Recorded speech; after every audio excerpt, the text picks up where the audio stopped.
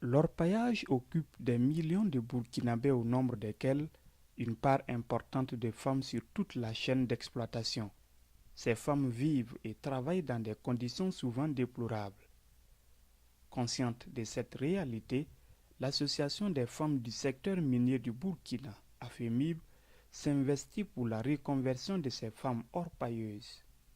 Depuis la création de notre association, nous continuons de mener un combat pour les femmes parce que nous avons remarqué que avant qu'il y ait les exploitations industrielles, c'est tout l'or qui était exporté venait de l'orpaillage.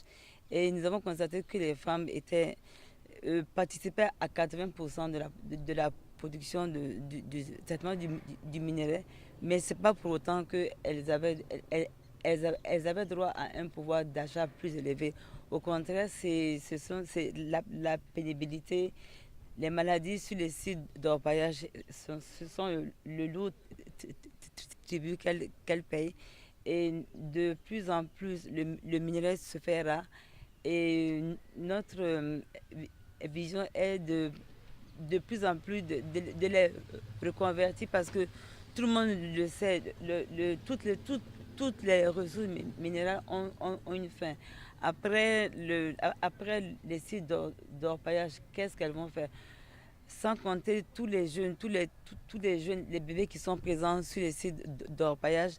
Je me dis que c'est, pour le moment, peut-être on ne voit pas ça venir, mais c'est quand même une menace parce que lorsque ils seront désœuvrés, soit ils vont aller envahir les mines industrielles, ou alors en tout cas c'est une menace. Alors je me dis que si nous voulons vraiment que ce pays soit émergent, il faudrait bien que ces femmes soient autonomes sur le plan matériel et financier. Et ça, il faudrait bien que nous puissions les former, les outils afin qu'elles entreprennent pour pouvoir avoir un lendemain meilleur. Parce que c'est vrai que l'orpaillage, ça rapporte, mais c'est pendant un temps. Nous voulons que les activités qu'elles vont mener soient pérennes, qu'elles puissent s'occuper de leur foyer, de leurs enfants. Parce que quand vous allez sur le sud de Yéhou, vous avez des bébés de 1 mois.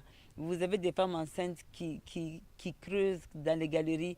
Vraiment, c'est pas un beau tableau. Il s'agit entre autres de connaître la situation nutritionnelle et sanitaire des femmes et des enfants, de connaître le niveau de scolarisation des enfants, d'identifier, d'analyser et d'apprécier les problèmes, les potentialités et les besoins de reconversion des femmes et d'élaborer un business plan incluant les plans de faisabilité, l'acceptabilité et le modèle économique.